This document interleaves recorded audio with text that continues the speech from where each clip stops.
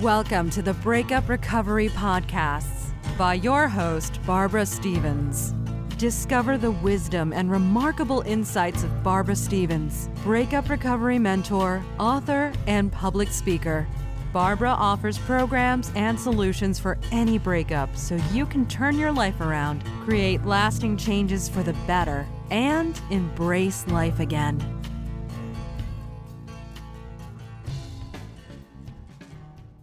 Hello and welcome to my podcast, Breakup Recovery.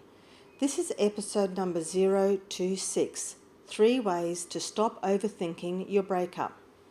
I'm Barbara Stevens, and in this episode, I want you to understand the implications if you are overthinking everything about your breakup, the mental and physical effects this process has, and how overthinking is counterproductive to your well-being.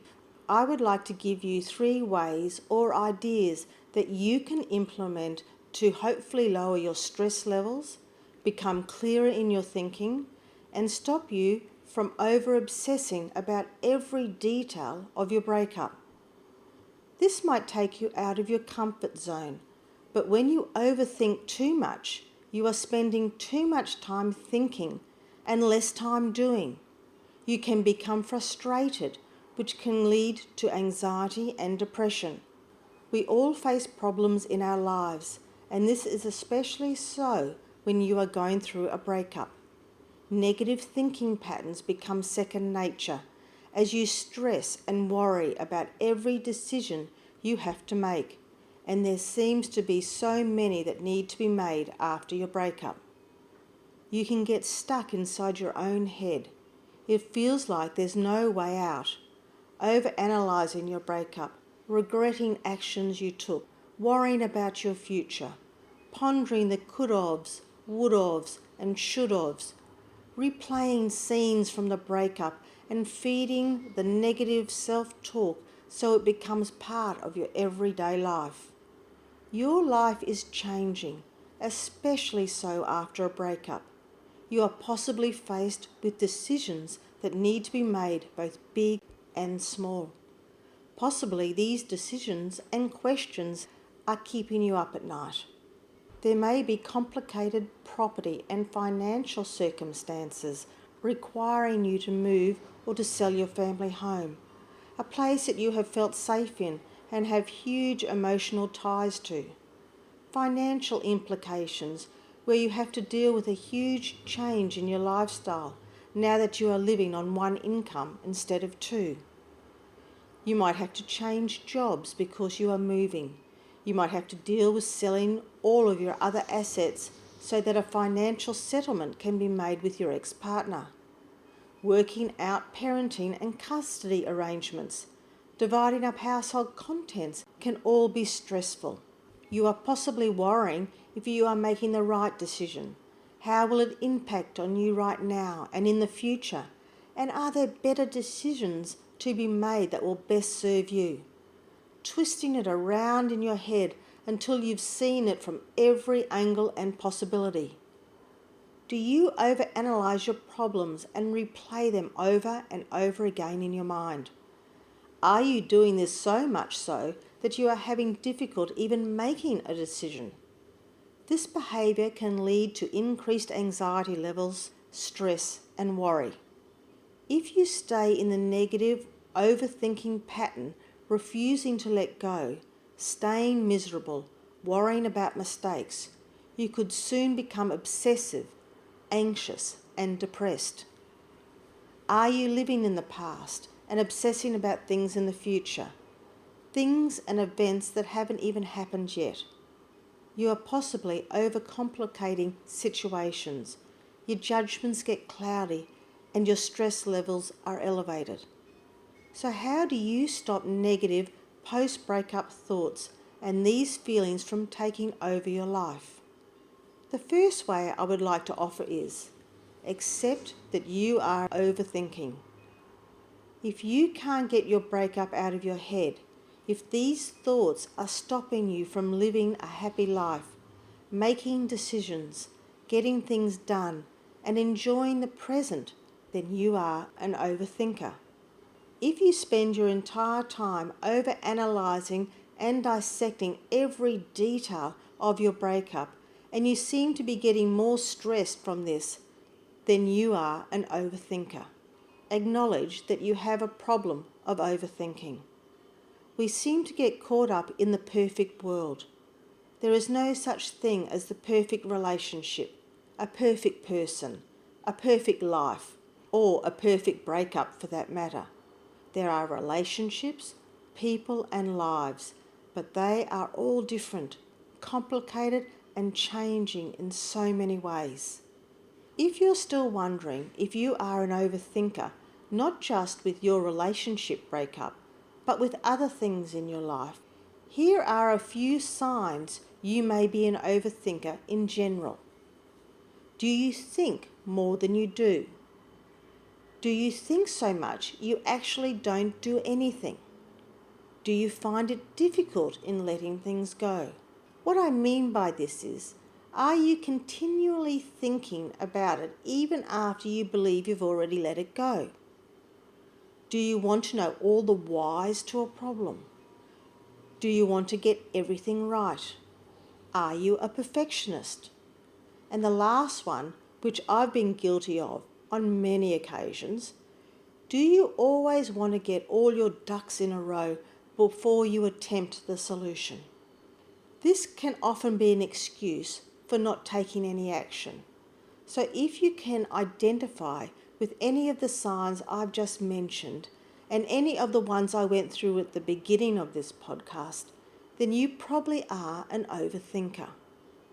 Please take comfort in the knowledge that you are not the only one that overthinks things, but acknowledging that you do overthink will be the first step to stopping this habit. The second way to stop overthinking your breakup is to challenge your beliefs. Instead of being focused on your shortcomings, your ex-partner's flaws, or the negative things that have and are going on in your life or your breakup, challenge their accuracy. Don't assume or act on hunches, act on facts. Dissecting and constantly revisiting negative details of a problem can send you further into despair. You can be so stuck in your head that you cause problems that don't even exist. By overthinking your perceived problems, they can become so distorted and irrational. You can overcomplicate things so that a solution can seem impossible. In reality, the probability of any of your wild imaginations occurring is very low. I'll give you an example of this. If you're still worried that selling your family home is going to be the worst thing possible, you have probably thought of all the scenarios that goes with this. Like, you won't be able to get the amount of money you want or deserve from the sale. This will then place you in economic dire straits. You won't be able to afford a new place. And if you do have any money left, you'll be forced out to the outer suburbs, where none of your friends live. You will then, of course, lose all of your friends. You will have to spend too much time travelling to your workplace, or even lose your job because you can't make all the commitments. You'll have to look for a new job which won't be as good paying as your old job. You will then fall behind in your house repayments. The bank will kick you out and you'll be jobless, homeless, with no friends. See how one thought can lead to a series of thoughts that haven't even happened yet. This is the real danger of overthinking, predicting and assuming. So challenge your thoughts and beliefs. Are they true and adding any value to your current situation? When you have these thoughts, I would like you to ask yourself some of these questions. What's the evidence that the thought is true? Is there a more positive, realistic way of looking at the situation? Is the thought helpful? What would you say to a friend who had this worry or thought? The most dangerous situation can occur when you worry so much about what you think is going to happen in the future that you forget about the present. You forget about living your life now by focusing on minute details of a situation or a problem. You could be ignoring the big picture. The third and last step I would like to offer you today is stop trying to control all your situations. We are attached to the outcome of a situation. We want things to happen a certain way, and we are terrified that things could go wrong or that bad things could happen if we don't control all aspects of our lives, including our perceived problems. You can often believe that every problem or concern should have an immediate solution, and you are the only one that can provide that solution. It's your problem, right? You're the only one that truly knows the ins and outs of the problem, the history, all the effects, concerns, feelings, etc. You fear failure. Your relationship has just failed. Your life you thought you had has just ended, and you want to make sure that your next decision won't be a failure also, because they are yours alone to make, and it's your future. You have to make sure it's going to be successful. It's going to be all right. You are going to be all right. That's a lot of responsibility that you are placing on your shoulders. Having the control over everything helps you to feel secure, and it mistakenly helps you to feel that you know for certain what is going to happen in every situation. You have thought about it, planned it, and put steps in place to make sure it happens just the way you want it to. You are attached to the outcome, and you think that if you don't control the situation, nothing will ever happen the way you want it to. But no one can see all of the possible outcomes that could or can occur to any given situation.